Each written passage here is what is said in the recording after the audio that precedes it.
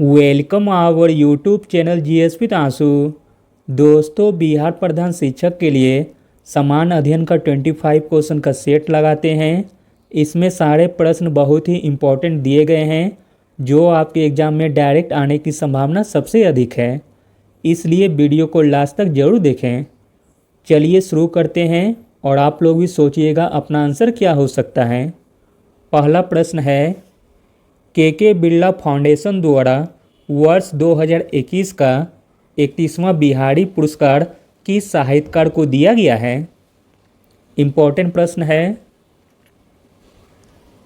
तो दोस्तों, के बिरला फाउंडेशन द्वारा वर्ष 2021 का 31वां बिहारी पुरस्कार दिया गया है मोहन कृष्ण बोहरा जी को। अगला प्रश्न है, 8 मार्च 2022 को मनाए गए अंतर्राष्ट्रीय महिला दिवस का थीम क्या था। तो दोस्तों, 8 मार्च 2022 को मनाए गए अंतर्राष्ट्रीय महिला दिवस का थीम था gender equality today for sustainable tomorrow. अगला प्रश्न है, भारत की पहली राष्ट्रीय समुद्री सुरक्षा समन्वयक किसे नियुक्त किया गया है। तो दोस्तों, भारत की पहली राष्ट्रीय समुद्री सुरक्षा समन्वयक नियुक्त किया गया है अशोक कुमार जी को। अगला प्रश्न है, ऑपरेशन आहट किसके द्वारा शुरू किया गया है। ऑपरेशन आहट शुरू किया गया है आरपीएफ के द्वारा। ऑपरेशन आहट आरपीएफ के द्वारा शुरू किया गया है और इसका उद्देश्य है मानव तस्करी को रोकना। अगला प्रश्न है, ऑपरेशन गंगा का संबंध किससे है। तो दोस्तों, ऑपरेशन गंगा का संबंध है यूक्रेन से भारतीयों को लाने के लिए। अगला प्रश्न है, भारत की पहली संयुक्त राष्ट्र विकास कार्यक्रम युवा जलवायु चैंपियन कौन बनी है। इम्पोर्टेंट प्रश्न है। तो दोस्तों, भारत की पहली संयुक्त राष्ट्र विकास कार्यक्रम युवा जलवायु चैंपियन बनी है प्राजक्ता कोहली। अगला प्रश्न है, कौन सा राज्य अप्रैल 2021 में 2 हरित ऊर्जा कुशल शहर बनाने वाला भारत का पहला शहर बन गया है।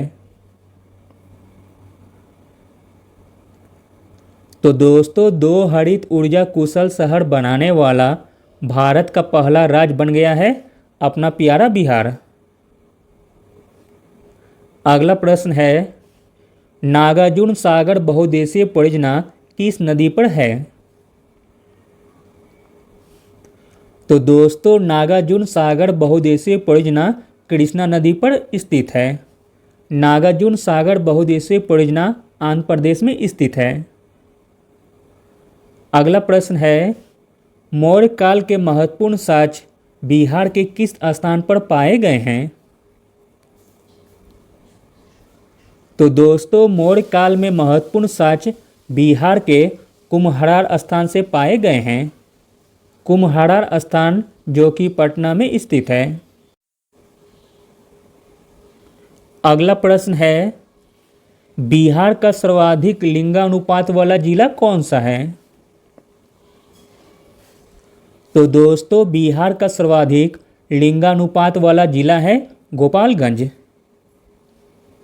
अगला प्रश्न है, कौन सा मरुस्थल चीन और मंगोलिया के बीच पाया जा सकता है।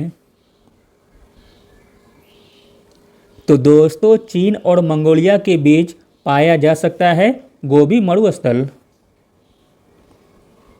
अगला प्रश्न है, किस अधिनियम में हिंदुओं और मुसलमानों के लिए अलग निर्वाचक मंडल का प्रावधान किया गया था। तो दोस्तों, मार्ले मिंटो सुधार अधिनियम में हिंदुओं और मुसलमानों के लिए अलग निर्वाचक मंडल का प्रावधान किया गया था। मार्ले मिंटो सुधार 1909 में हुआ था। अगला प्रश्न है, इंडियन एसोसिएशन के संस्थापक कौन थे? इंडियन एसोसिएशन के संस्थापक थे सुरेंद्रनाथ बनर्जी। अगला प्रश्न है, भारतीय राष्ट्रीय कांग्रेस के निम्नलिखित में से किस अधिवेशन में स्वदेशी के प्रस्ताव को स्वीकार किया गया था? इंपॉर्टेंट प्रश्न है। तो दोस्तों, स्वदेशी के प्रस्ताव को स्वीकार किया गया था कोलकाता अधिवेशन 1906 में। अगला प्रश्न है, यूरोपीय संघ का मुख्यालय कहाँ स्थित है?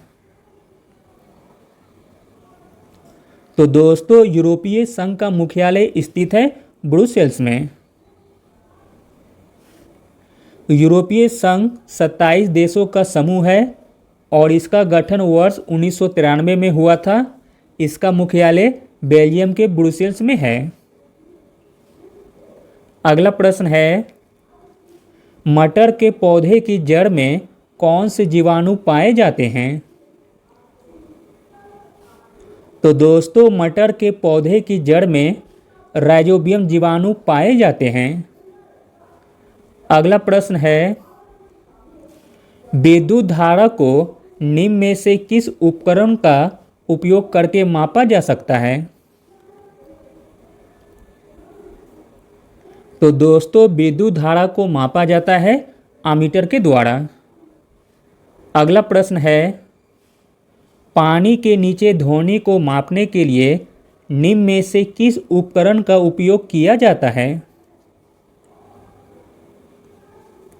तो दोस्तों, पानी के नीचे ध्वनि को मापने के लिए हाइड्रोफोन का उपयोग किया जाता है। अगला प्रश्न है, कौन सा देश बिटकॉइन को कानूनी निविदा के रूप में स्वीकार करने वाला दुनिया का पहला देश बन गया है?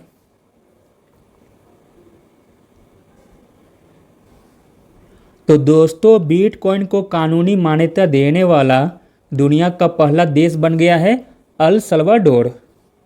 अल सल्वाडोर की राजधानी है सैन सल्वाडोर। अगला प्रश्न है, नेहरू ट्रॉफी किस खेल से संबंधित है? तो दोस्तों, नेहरू ट्रॉफी संबंधित है बोट रेस से। अगला प्रश्न है, 1953 में राज्य पुनर्गठन आयोग के अध्यक्ष के रूप में किसको नियुक्त किया गया था? तो दोस्तों, 1953 में राज्य पुनर्गठन आयोग के अध्यक्ष के रूप में नियुक्त किया गया था जस्टिस फजल अली जी को। अगला प्रश्न है, चिली की राजधानी क्या है? चिली की राजधानी है सेंटियागो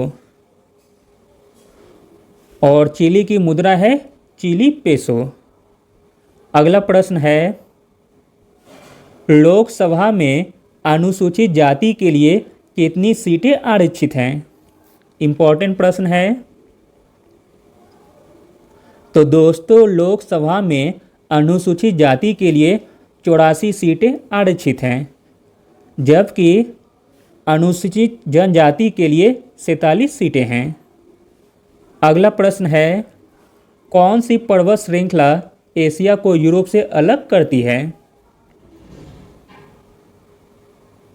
तो दोस्तों, एशिया को यूरोप से अलग करती है यूराल पर्वत श्रृंखला। अगला और अंतिम प्रश्न देखते हैं, भारत में किस शहर को स्वीट सिटी के नाम से जाना जाता है? तो दोस्तों, स्वीट सिटी के नाम से जाना जाता है मुजफ्फरपुर शहर को। लीची की भूमि या स्वीट सिटी मुजफ्फरपुर को कहा जाता है। Thank you.